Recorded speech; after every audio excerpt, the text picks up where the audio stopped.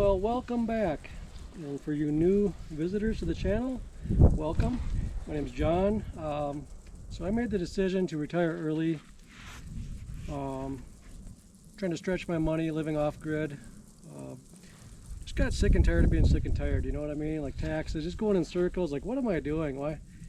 Yeah, I've got some investments that'll get me through. I'm not worried about money, but I'm not a rich boy. So this video is going to focus on why did I leave Minnesota and why did I come to Arizona. I'll start with Arizona real quick. My buddy owned some acreage and the lot next door became available.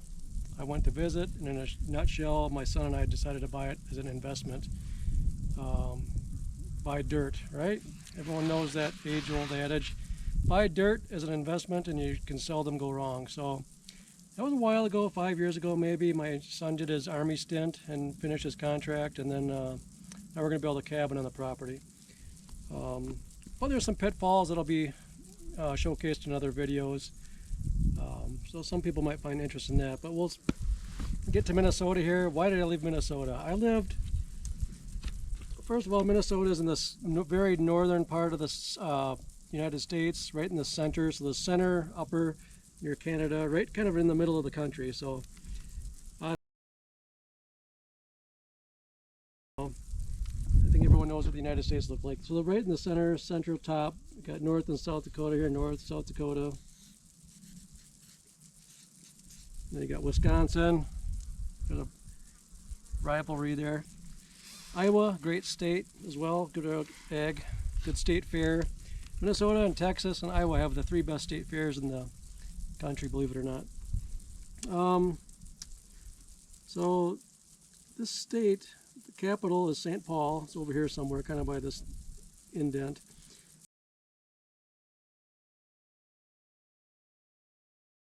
Seven-county metro area here. That's where a lot of the population and a lot of the voting comes out of. So this industrial kind of metropolis urban area comprises a very high percentage of the voters, and I'd say it's a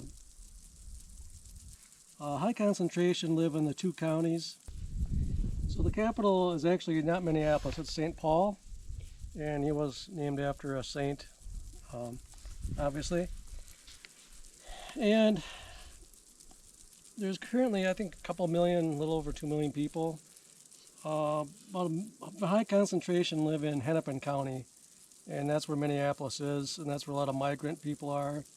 And it's kind of the biggest metropolis. And together with the capital, which is St. Paul, which is right on, they're both right on the river. Mississippi and Minnesota River kind of converge. But they make up the Twin Cities. You'll probably hear that term, Twin Cities. And they're nothing alike. They're, in my opinion, polar opposites. St. Paul is more quaint.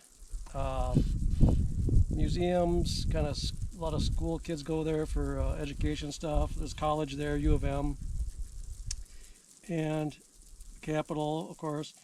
But there is some Hmong population around the lakes there, and they're very nice people. Just getting into the multicultural part. Minneapolis is a total melting pot. The statewide is 78% Caucasian. I think 10% African American are considered black. But there's a lot of Somalis in the Minneapolis area. And so this is the area that does all the voting. The rest of this is all farmers, hunters, outdoors people. It's there's another little district up here that votes with the farmer groups and unions and stuff, and they try to keep out mining. This is all 3M kind of made their money right along here, and this is Lake Superior over here. It's the largest, one of the largest bodies of fresh water in the world, as well as the land of 10,000 lakes. There's actually like 11,000 lakes over 5 acres or more. And I think there's another 10,000 that are like dry lakes, that are natural lakes that, whatever reason, dried up. But the lakes are, there's a lot of fishing. Once you get out of the metro area, there's good fishing in the metro area. Like Minnetonka, all the well-off people, well-to-do, Wayzata, all that. Schools are great. There's I can't say anything bad about the schools. I don't know about very inner city, although I did grow up as a I went K through 3 in Minneapolis, and I was bussed into the deep inner city, so we had more integration. And I can't say anything bad about it. If you're considering moving to Minneapolis or something like that, I would look into private schooling perhaps. I don't know how diverse they get, or there are some arts schools too that are good. If you have a student struggling with a normal situation, there's a lot of alternative schools in this area. Uh, there's lakes everywhere. There's lakes all throughout here. I think only like 3 counties don't have fishable lakes, but there's Indian reservation area up here near called Brainerd, and Mille Lacs Lake is the #1 probably popular lake, especially in the winter. They do ice fishing, so you can go out on the lake with your truck. If it's like 8 to 12 inches, you can drive for miles out there and sleep overnight if you're into that. I don't know. I never got into it. It freaks me out feeling the ice move. So great fishing, probably the best fishing in the States in this general area over here. Lake Superior does charters. This Boundary Waters canoe area is up here somewhere on the border. It actually spans the border, and that's no vehicles allowed. You have to paddle your way in to a series of different treks, and you have to get a permit for that, but it's just beautiful. I mean, Boundary Waters canoe area is a very special place. Mississippi River, as long as we're on talking about water, that originates up here and kind of goes through the state like whatever. Actually might go over here on the border here.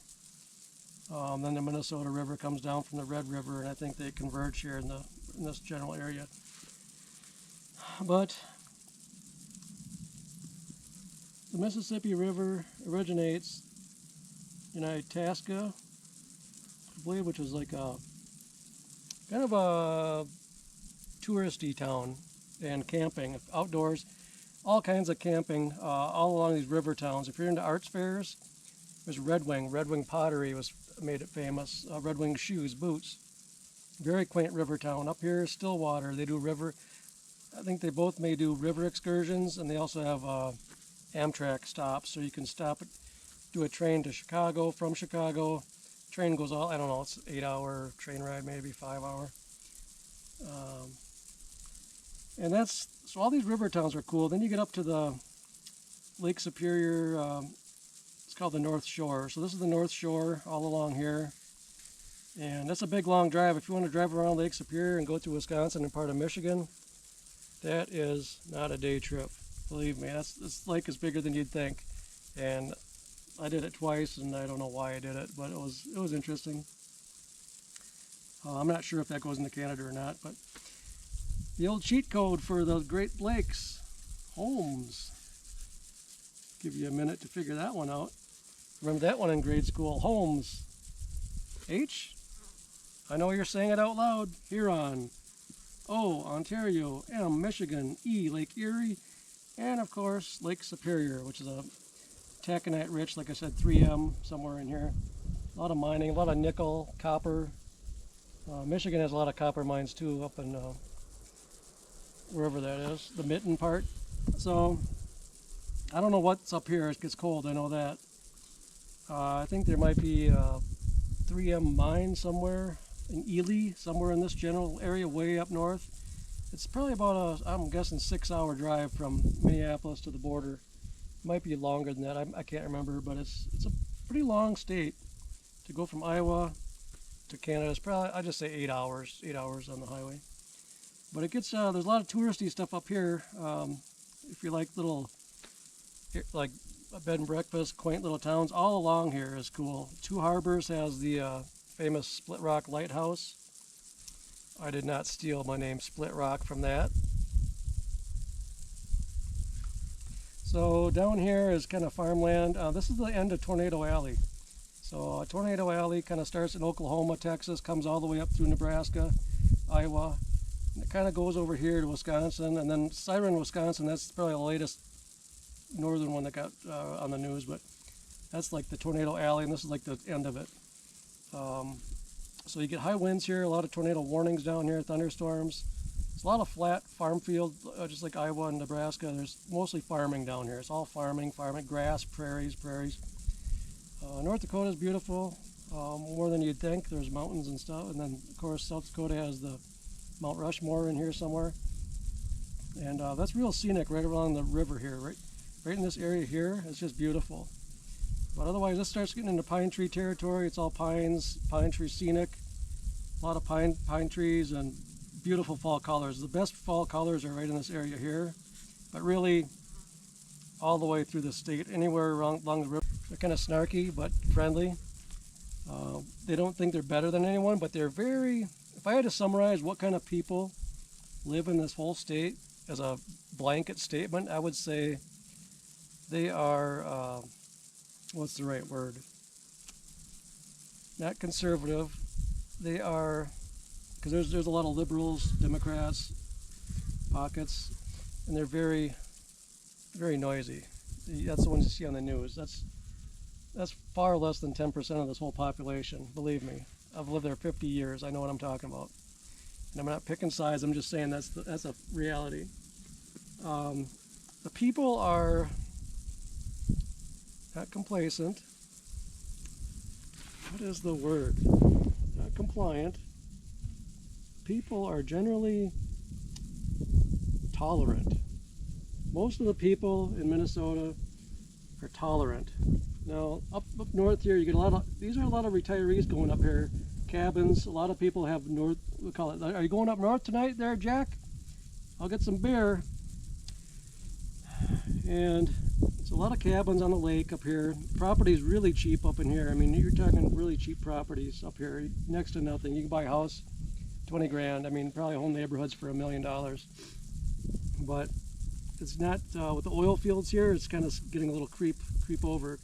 All these oil fields and stuff that used to be like that over here, but now with the man camps and the oil industry, the price of real estate is getting bigger, higher. So it's kind of increasing the market, but cheap land is up here, but it's cold. It gets, I'm not joking, minus 50 wind chill.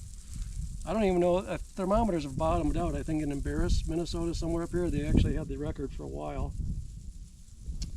Down here is just lush farmland, wind farms, a lot of farmers, some natural gas stuff going on.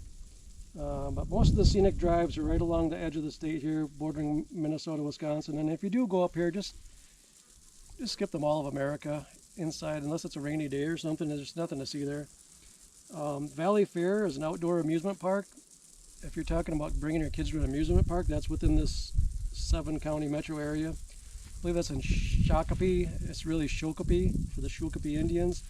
Mystic Lake Casino, great place. Canterbury Downs horse racing tracks. Well, both the sports arenas are all the stadiums for the state are in this little pocket. Job market's good. If you want to get a job, you'll get a job within a week in Minnesota. If you have an honest, decent resume. And Wisconsin, if you wanted to go to Wisconsin Dells, that's like a 4-hour jaunt over here along the interstate, and then you can go on to Chicago and all them other Great Lakes. Michigan's a great state. Just don't go to Gary, Indiana, or Flint, Michigan. I shouldn't say that. We'll get back on task here. I've been to almost every state, including Alaska. I haven't been to Hawaii. So I've traveled all over for an outside sales job for a few years, and up in Canada was my territory, all the way down to Louisiana. And so I've met a big cross-section of America, taking people out to eat, hobnobbing at conventions, and I would say Minnesota's a good place to live. It's just cold in the winter. You have about 3 good months. Say May, June, July, August starts getting kind of hot and muggy. September is beautiful. It starts to cool off a little. You can have campfires, go camping, and all that stuff. I'll give it 4 good months. All right, I'll give them a benefit. 4 good months. So that's kind of a nutshell of what Minnesota's like. It's a friendly state, good jobs, just cold, and high taxes. If you want to live in Minnesota, you are going to pay. And you are going to pay. For whatever reason, the politicians think they're California. They have a lot of medical industry, a lot of agricultural, seed coating technology, a lot of stuff dealing with agriculture. a lot of manufacturing, very diverse, solid, strong economic engine in Minnesota. There's a lot of natural resources, a lot of fresh water. I mean, you could dig a well up there, where here it's what, $75,000, $80,000 I got quoted. Up there, I think it's 35,000, and that's with all the latest pumps and everything like that. Solar is kind of a waste of money in Minnesota. You don't get a lot of sunshine. It's kind of not a lot of blue skies. That's one thing I noticed in Arizona here is blue skies almost every day. Not too windy. But like I said, you probably get 30 good days out of the year, I would say. If you want to golf, it's going to be in a 2-month window. If you want to go swimming, have a swimming pool, it's going to be like in a 2.5, 3-month window. Courses are great. They're nice and lush. There's a lot of pro courses. There's really no bad courses I've really played. Even the small little par 3s are decent to work on your short game, but they're usually fantastic. I mean, you'll just be surprised if you're used to desert courses or ones that haven't been watered, stuff like that. So good for the kids. I mean, there's always some bad apples that ruin the whole basket, but I'd have no qualms. You just want to look at those. I'd avoid Burnsville, the city. If you're looking at a city, I would avoid Dakota County, unless you're in the money and you don't care about high taxes. Dakota County is one of the highest taxed counties. I was paying, I'll put it this way, let's just say I had a $300,000 house. I was paying $6,000 a year in taxes and $4,000 in insurance. So that's $10,000 out of the gate before you get to your $1,500 house payment. So that was a tough thing to swallow. So that's why I got out. It's just why. It's not that great. Real estate market's strong. Any other questions? I'm sure I didn't cover everything, but that's kind of a synopsis. Kind of a quick little overview of what I think about Minnesota. And any other in-depth questions, I'd be happy to answer them. Thanks. Have a great day.